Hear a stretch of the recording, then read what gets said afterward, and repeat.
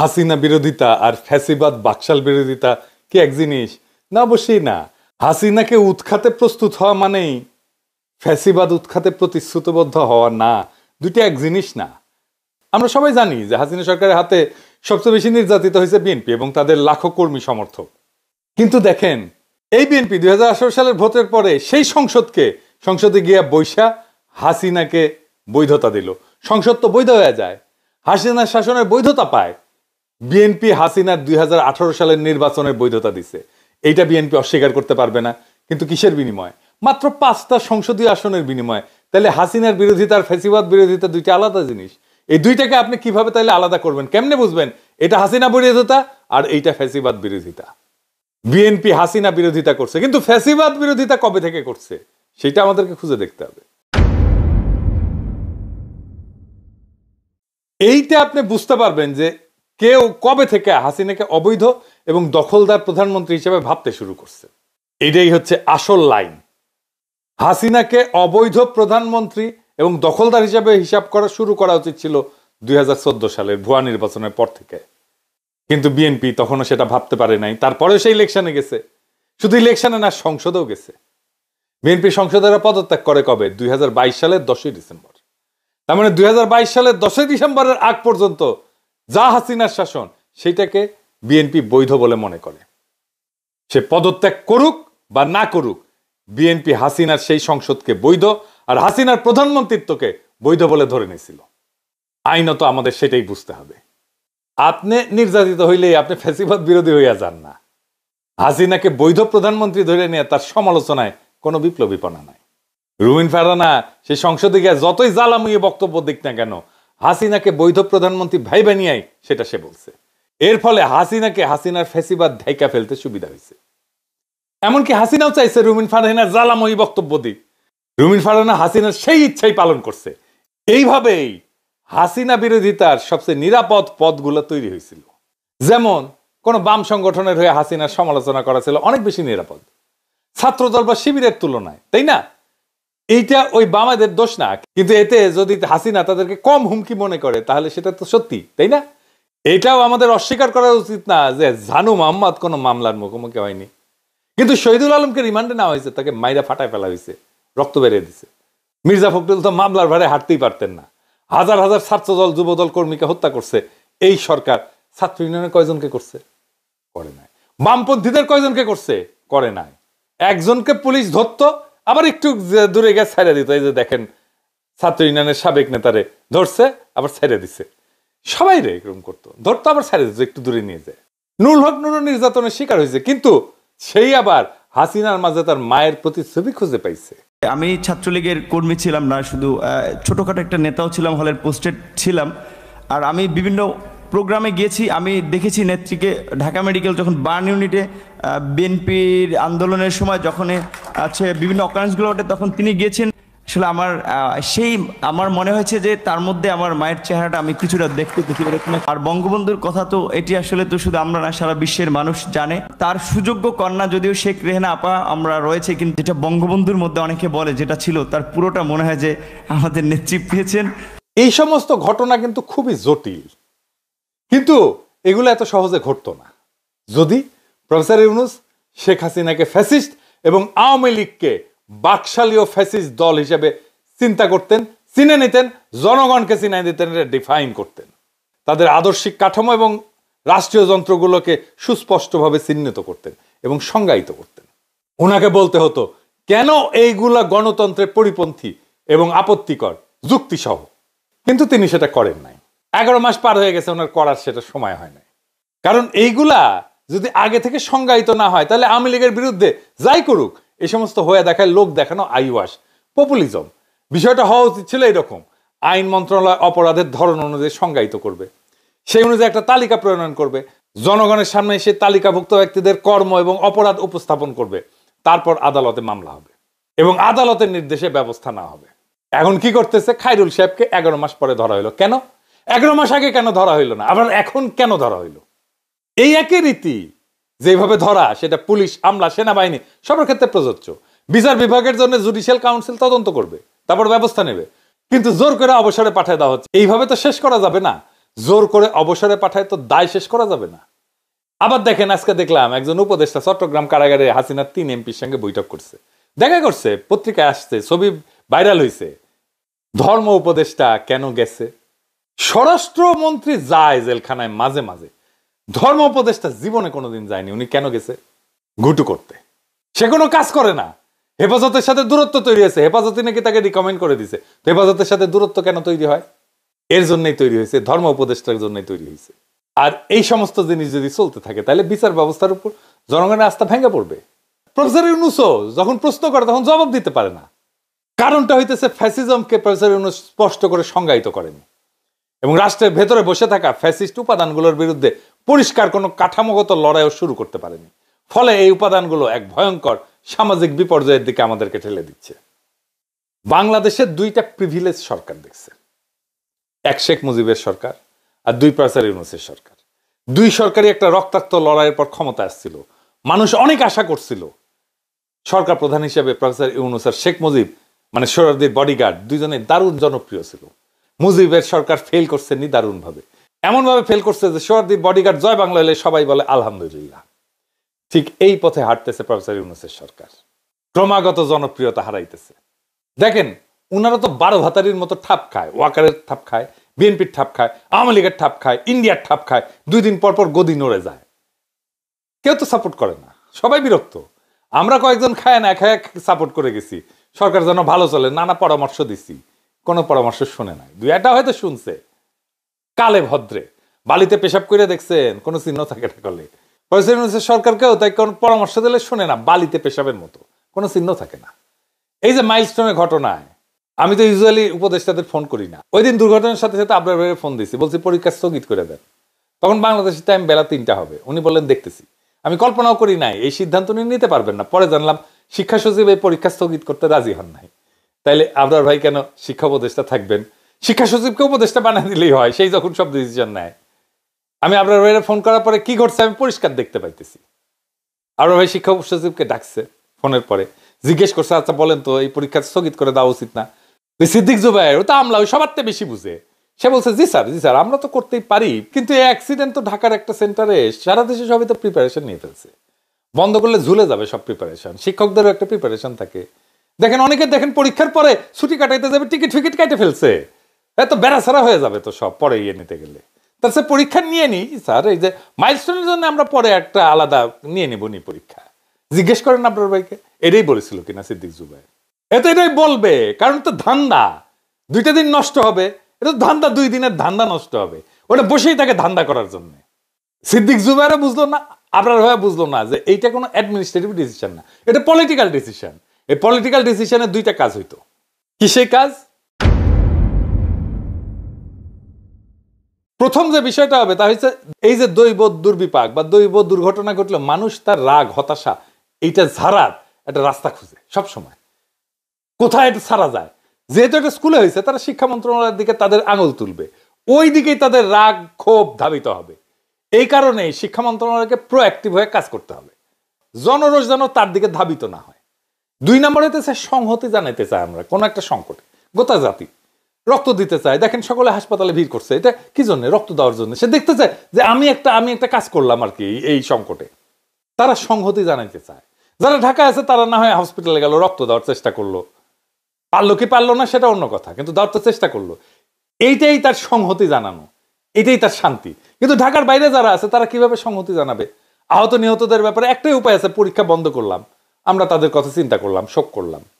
এইটা তো একটা পলিটিক্যাল ডিসিশন ছিল, কিন্তু সিদ্দিক জুবায়ের পলিটিক্যাল ডিসিশনের রাস্তাটাকে বন্ধ করে দিল। বাংলাদেশে আমলাদেরকে হাসিনা এটাই বানাইছে, তারা নিজেদেরকে সর্বা মনে করে, নিজেরাও পলিটিক্যাল ডিসিশন নিতে চায়। পুলিশ যেমন মনে করতো যে হাসিনা সরকারকে তারাই ক্ষমতায় রাখছে, তারাই রাজনৈতিক দল হয়ে গেছিল, সে নিজে জয় বাংলা স্লোগান দেয়, দেখেছেন না? এই জিনিস হয়েছে। এই আমলারা মনে করে তারাই রাষ্ট্রের মালিক, ডিসিশন সব তারাই নিতে পারে, তারা সবার চেয়ে বেশি বুঝে। আবার দেখেন ইন্ডিয়া থেকে ডাক্তার আসবে কেন? পোড়া রোগীদের চিকিৎসার জন্য আমাদের সাফিসিয়েন্ট স্কিল ডাক্তার নাই। তারপরে ইন্ডিয়া থেকে ডাক্তার আনতে হবে। যখন গত বছর জুলাই আগস্টে বিপ্লবে হাজার হাজার ছেলে পঙ্গু হইল, গুলি খেয়ে চোখ হারালো, কারোর জন্য ভারত কি ডাক্তার পাঠাইলো? এত লোক যে পঙ্গু হলো, এত বাচ্চা যে পঙ্গু হইলো, ভারত কি ডাক্তার পাঠিয়েছিল?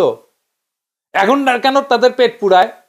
তারা আমাদের ভিসা বন্ধ করে দিছে, তারা আমাদের সাথে বাণিজ্য বন্ধ করে দিছে, তারা ফ্যাসিস্ট হাসিনা এবং তার দলবলকে আশ্রয় দিচ্ছে ওইখান থেকে অন্তর্ঘাত চালাইতেছে। প্রত্যেকদিন বাংলাদেশ বিরোধী প্রচারণা চালায় তাদের টিভি চ্যানেলগুলোতে, তারা আমাদের ইউটিউব চ্যানেলগুলোতে, আমাদের টিভি চ্যানেলগুলোতে বন্ধ করে দিছে। ভারতে দেখতে দেয় না। এমনকি ভারতে আমাদের দূতাবাসের উপরে আক্রমণ হয়েছে, তারপরেও ভারতের ডাক্তারকে আনতেই হবে। গাজা উপত্যকায় কি ইসরায়েলের ডাক্তার আনতে হয়? এটা তো তাই হইল, যে গাজা বানাইছে তাকেই আমি ডেকে আনলাম। এটা কার উদ্যোগে হয়েছে? তৌহিদ সাহেব, পররাষ্ট্র উপদেষ্টা। ও কি স্বাস্থ্য মন্ত্রণালয় চালায়? সে বলছে এটা আমাদের করতে হবে, এইটা আন্তর্জাতিক সম্পর্ক কূটনীতির জন্য এটা গুরুত্বপূর্ণ। ওরে কে রিকমেন্ড করছে জানেন? বিএনপি। বিএনপির কোথায় উপদেষ্টা? এই তৌহিদ সাহেব শফিউর রহমানের মতো একজন দক্ষ কূটনীতিবিদকে প্রধান উপদেষ্টা বিশেষ সহকারী করতে দেয় না। করা হয়েছিল, তাকে কাজ করতে দেয় না, অফিস করতে দেয় না। কেন দেয় না তারে জিজ্ঞেস করেন। কচু খেতি তার বিরুদ্ধে ক্যাম্পেন চালাইলো না। কচু খেতি ক্যাম্পেন চালাইছে বিএনপি রিকমেন্ডেড তৌহিদ সাহেব, এবং এই তৌহিদ সাহেব ভারতের ডাক্তার আনার জন্য উতলা। এবার এই ডটগুলা মিলাইতে পারেন, ওয়াকার, কচু খেতি, বিএনপি রিকমেন্ডেড উপদেষ্টা, এই ডটগুলা মিলাইতে পারেন, তাহলে বুঝতে পারবেন যে কোথায় কোথায় কিভাবে কেন কচু খেতি শফিউর রহমানের বিরুদ্ধে লাগে। কোনো ব্যাখ্যা পেয়েছেন? প্রধান উপদেষ্টা বিশেষ সহকারী করা হইলো, তাকে কেন অফিস করতে দেওয়া হইলো না? কোনো ব্যাখ্যা নাই। তৌহিদ সাহেব কেন ইন্ডিয়ান ডাক্তার আনতে চাচ্ছে? কারণ তৌহিদ সাহেব ইন্ডিয়াকে ঢোকার রাস্তা করে দিয়ে যাবে। তৌহিদ সাহেবের সাথে ডিপ স্টেটের এটাই আন্ডারস্ট্যান্ডিং। এর ভিত্তিতেই তৌহিদ সাহেব পররাষ্ট্র উপদেষ্টা হয়ে বসেছে এবং তাকে রিকমেন্ড করছে বিএনপি। প্রফেসর ইউনূসের সরকারকে বলে দিতে চাই, ইন্ডিয়ার ডাক্তার যদি আসে না, কোন উপদেষ্টার চামড়া থাকবে না। কিন্তু সকাল সন্ধ্যা ফ্রি ফ্রি সাপোর্ট দিয়ে গেছি, এমনি এমনি না। ইন্ডিয়ার কাছে নত জানু হইলে মাপ নাই। দেখবো আপনারা কিভাবে সরকার চালান। দিনের পর দিন সাপোর্ট দিয়ে গেছি, বয়ান তৈরি করে দিয়েছি, ন্যারেটিভ তৈরি করছি, কোনো হিসাব নাই। ইন্ডিয়ার কাছে নত জানু হন। ইন্ডিয়ার কাছে যদি নত জানু হন, তাহলে আপনাদেরকে পিছের বালের সাপোর্ট, কোনো সাপোর্ট নাই। প্রফেসর ইউনূসের বিরুদ্ধে হেফাজত খেপছে। আমি কয়বার বলছি হেফাজতের আলেমদের সাথে বসেন, সমস্যাগুলো শোনেন। আমাকে বলা হয় যে অগাস্টের ৫ তারিখের আগে উনি ব্যস্ত, উনি সময় দিতে পারবেন না, খুবই ব্যস্ত। উনি এতই ব্যস্ত যে উনি ক্ষমতা আসার পরে পরপর 2 বার ডেকে নিয়ে সোহেল তাজকে গল্প করে। এই সময় ওনার হয়, হেফাজতের সাথে বসার ওনার সময় হয় না। সোহেল তাজকে ডেকে নিয়ে কি গল্প করে জানেন? সোহেল তাজ বলতেছে আপনার পায়ের এক্সারসাইজ করতে হবে, এটা করলে আপনার ব্রেন ঠিক থাকবে। শুনেন, বেনে বেনে করছি না, শুনেন। And your cells are not functioning, so your neurons are being switched off. Because your brain is a very expensive tissue, right? So আমরা চাচ্ছি efficiency, কম খরচে বেঁচে থাকা. So the neurons are slowly being shut down, and when it reaches degenerative state, it's called dementia and Alzheimer's. So the best way to protect yourself, the biggest muscle is your leg muscle. Just use it, and your brain will be absolutely sharp, and you will be healthy. Okay? ধর্মমন্ত্রী এই নাকভির সাথে দেখা করে। ধর্মমন্ত্রী জেলখানায় যাইতে হবে কেন? বিচারাধীন আসামির সাথে দেখা করতে হবে কেন? ওই সিস্টেম করিচ্ছে। হেফাজত সরকারের সাথে কথা বলতে পারে না, সেইখানে ধর্মমন্ত্রী কোনো লোল নাই, কিন্তু নাকভির সাথে দেখা করতে সে ঠিকই যায়, ঘুটু করতে যায়। নাকভির সাথে সৌদি আরবের নাকি একটা কানেকশন আছে, ওই কানেকশন দিয়ে কাজ করতে গেছে। দেখেন, আবার দেখেন, সমাজ কল্যাণ মন্ত্রণালয় থেকে যৌনকর্মীদের জন্য 2 কোটি টাকা বরাদ্দ দেওয়া হইলো। কারণটা কি? কারণটা আর কিছু না, টাকা দিতে হবে। রাষ্ট্রের হাতে টাকা আছে, তাই দিব। আমার ইচ্ছা মাই খুশ আমি দিব, কে ঠেকাবে? মানে বিষয়টা যদি এরকম হইতো যে একটা ঘৃণিত পেশা থেকে তাদেরকে বের করে আনার জন্য, পুনর্বাসন করার জন্য আমরা এই টাকাটা খরচা করতেছি, তাহলে সবাই মেনে নিত। যদি এরকম হইতো যে পরিশ্রমী নারীদের জন্য আমি অনুদান দিচ্ছি, তাহলে ইটা ভাঙে যারা, কাজের বুয়ার কাজ করে যারা, গার্মেন্টস শ্রমিক যারা, তাদেরকে দিতেন। এর মধ্যে যারা অসুস্থ তাদেরকে বেছে বেছে দিতাম, যারা বয়স্ক তাদেরকে বেছে বেছে দিতাম। যৌন কর্মীদেরকে কেন দিতে হবে? এটা কি জন্যে যে কেউ ফ্রি মাগনা মজা করে গেছে, সে টাকাটা পূরণ করে দিলাম এখন সরকারের ফান্ড থেকে? কোনো যুক্তি নাই। এ প্রসঙ্গে একটা 18+ জোকস বলি, কিছু মনে করেন না। আমার পেজে লন্ডনের বিএনপির নেতা মালেক সাহেবের ভ্যাগিনা একটা কমেন্ট করেছে, আমাকে নাকি উনি জবাই করা হবে। জব করবি, জব। ভ্যাগিনা সত্যিকারের ভ্যাগনা কিনা জানি না, কিন্তু ও দাবি করেছে যে মালিক সাহেব তার মামা। এই ভ্যাগনার একটা গল্প আছে জানেন তো? আমি একটা কমেন্টে রিপ্লাই লিখেছিলাম, সেটা হইতেছে ওই মালিক সাহেবের ভ্যাগনায় 40 টাকা এক এক মায়ারে ফিট করিছে। তো তারপরে কাজ শুরু করিছে আর কি, কাজ করতে করতে ছাদের ফুটে দিয়ে চাঁদের আলো পড়িচ্ছে। তুই কইলেও যে ছাদ ফুটে চাঁদের আলো 10 টাকা বাদ গেল, ঝুলো কেন 10 টাকা বাদ তাই। এরপরে ওই করতে করতে আর কি মায়া দিছে পাদ, তো বলতেছে যে দিলে পাদ 10 টাকা তাই ভাত। পরে কাজটা শেষ করে প্যান্ট পরিচ্ছে, প্যান্ট পরে বাইরে যাচ্ছে, তখন বলতেছে যে ভাই 10 টাকা দেন, তো বলতেছে যে মালিক সাহেবের ভাগনা 10 টাকা মাগনা। তো এইরকম কি মাগনা যারা তাদেরটা পূরণ করে দিল সমাজ কল্যাণ মন্ত্রণালয়, এটা জবাব কি? কোনো জবাব নেই। এই সরকার গঠনের পর পর কলকাতায় ইলিশ মাছ পাঠিল। আমরা ইউরোপে থেকে ইলিশ মাছ খাইতে পারি না, বাংলাদেশের ইলিশ এখানে আসে না, কারণ কিন্তু কলকাতায় যায়।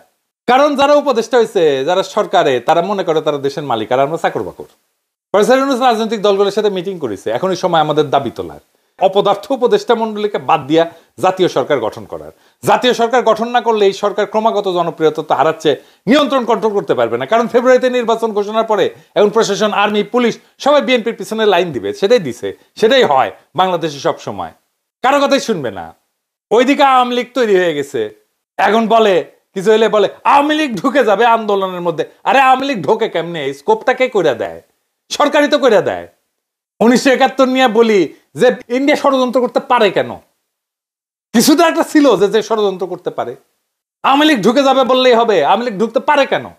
আমার ধারণা এই উপদেষ্টা মন্ডলী থাকলে তারা নির্বাচন পর্যন্ত যাইতেই পারবে না, একের পর এক ডিজাস্টার করবে, করতেওছে। এখনো সময় আছে, দ্রুত এই উপদেষ্টা মন্ডলীকে পাশে লাথি দিয়ে বের করে যারা ভালো করতেছে তাদেরকে রাখা যেতে পারে, কিন্তু বেশিরভাগই নতুন মুখ আনতে হবে। সরকার ইন্ডিয়ান ডাক্তার কেন নিছেন? মানে ইন্ডিয়ান ডাক্তারদের পছন্দ তো হবেই। ইন্ডিয়া 1000 বার মারলেও তবু আমি তোমায় দূর হতে ভালোবেসে যাবো, হয়তো কিছুই নাহি পাবো, এটা বলবে।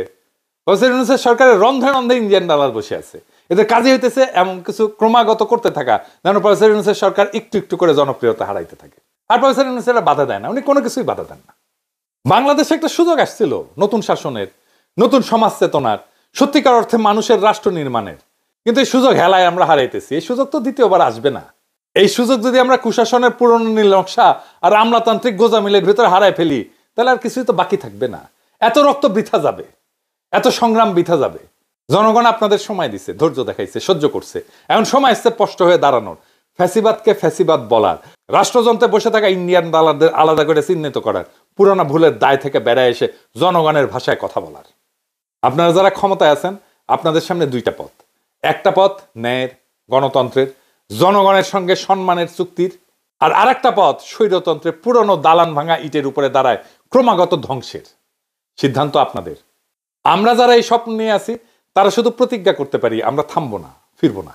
আমরা সেই বাংলাদেশ চাই যেখানে কোনো মা তার সন্তানের কবর খুঁজে বেড়াবে না, যেখানে নষ্ট আমলাতন্ত্রকে রাজনৈতিক সিদ্ধান্ত নিতে দেওয়া হবে না, যেখানে উপদেষ্টা না জনগণ হবে শেষ কথা।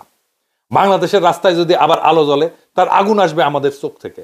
আমরা দেখাবো ফ্যাসিবাদ কিভাবে পরাজিত হয়, কিভাবে একটা জাতি তার শিকল ভাঙে, আর সময় দেওয়া হবে না কিন্তু আপনাদের। এবার আমরা হিসাব চাইব। ক্ষমতা উপভোগ করা চলবে না, বসছেন ক্ষমতা উপভোগ করতেছেন।